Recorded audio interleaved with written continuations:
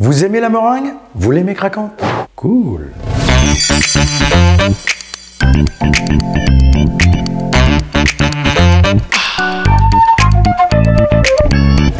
Comment on fait une bonne meringue craquante? Quelques astuces, vous allez voir, c'est super simple. On va commencer par mettre les blancs d'œufs dans le cul de poule. Je pars sur 100 g de blancs d'œufs.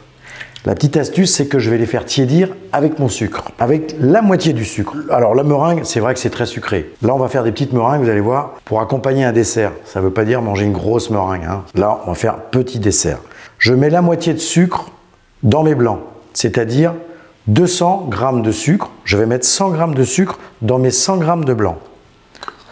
Ça paraît énorme, c'est vrai, mais c'est comme ça que ça se fait. J'y peux rien, je vais pas inventer les recettes. La meringue qu'on prépare aujourd'hui, c'est une meringue qu'on appelle meringue à la suisse. Voilà, parce que le but, c'est de faire tiédir et de chauffer les blancs. Pour faciliter, je dirais, les blancs à monter et le sucre à se dissoudre. Alors, je commence par battre un petit peu hors du feu mes blancs et mon sucre. Et là, maintenant, je vais faire tiédir un peu d'eau. Alors, je dis bien tiédir, hein.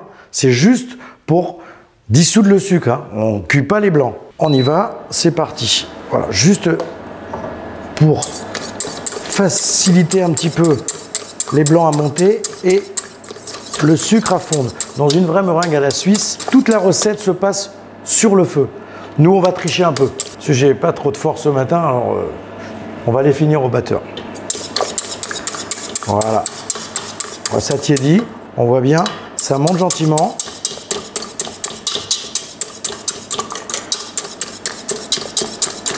Voilà, je mets ma main pour voir que ça ne soit pas trop chaud.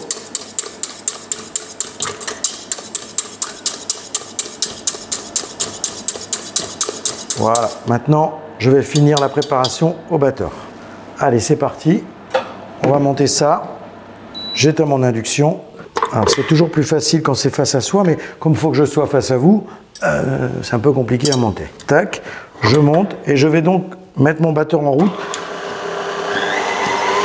Vitesse moyenne. On sera sur la vitesse maximum quand on va finir avec la dernière partie de sucre.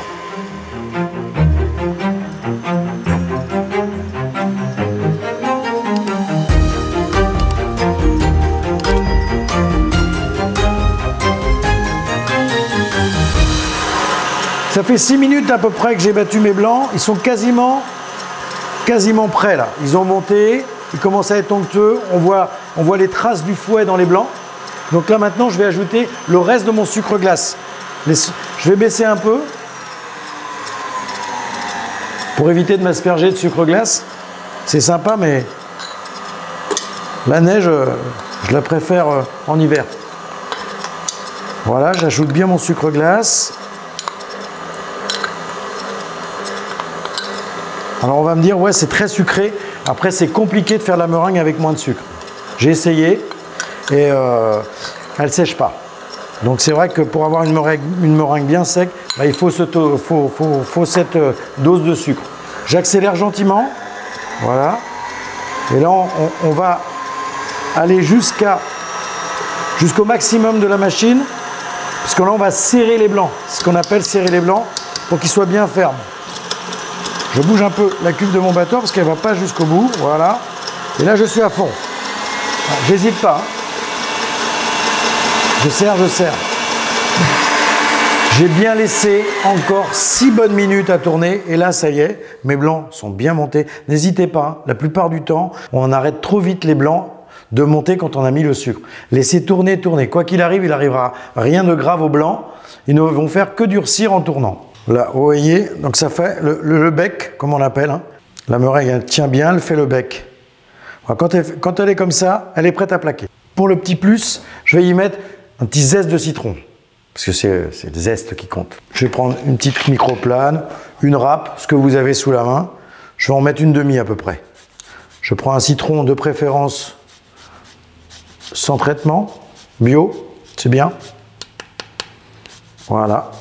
Comme j'en mets qu'un demi zeste, ça ne va pas bouger, la meringue, elle va bien sécher quand même. Par contre, ça va bien la parfumer, vous allez voir, c'est étonnant. Voilà, j'incorpore mon petit zeste. Voilà. Maintenant, on passe au plaquage. Le plaquage, enfin ça c'est mon jargon. On va coucher les meringues. Voilà comment on appelle.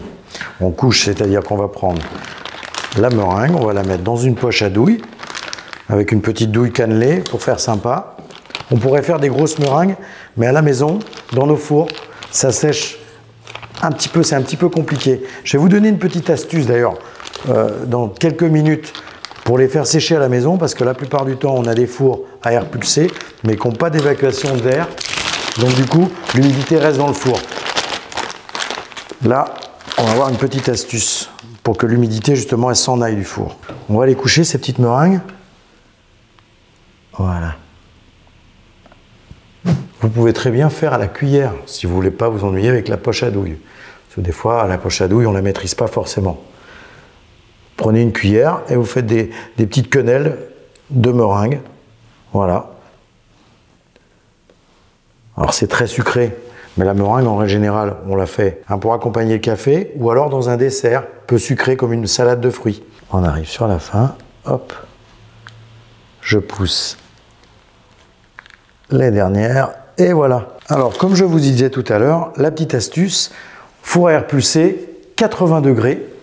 On va mettre ça pendant 2 heures, mais on va caler la porte du four avec un petit morceau de torchon ou avec un petit morceau de bois, une petite pince à linge, juste plaqué entre le four et l'ouverture pour que la connexion du four fonctionne, pour qu'il se mette bien en route, voilà, mais que l'air qui est à l'intérieur du four s'en aille, parce que l'air, elle a de l'humidité, les meringues vont dégager de l'humidité, il faut qu'elle sèche. Si vous laissez votre porte fermée, c'est pour ça que la plupart du temps, les meringues à la maison, on les réussit mal, parce que les fours ne sont pas adaptés.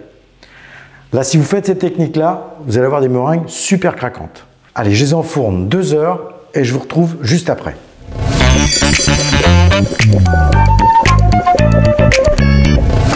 Mes petites meringues, 2h30, je les ai laissées. On n'est pas à 20-30 minutes près. Je les ai laissées refroidir parce qu'elles ont tendance à être molles quand elles sont chaudes.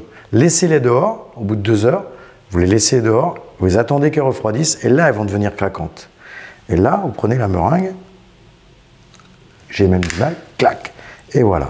Là, elle est bien craquante. Vous voyez, elle s'effrite. Vous n'avez plus d'excuses pour faire des meringues bien croustillantes. Et avec un bon petit goût de citron. Merci d'avoir partagé ce moment avec moi et à tout de suite pour de nouvelles recettes.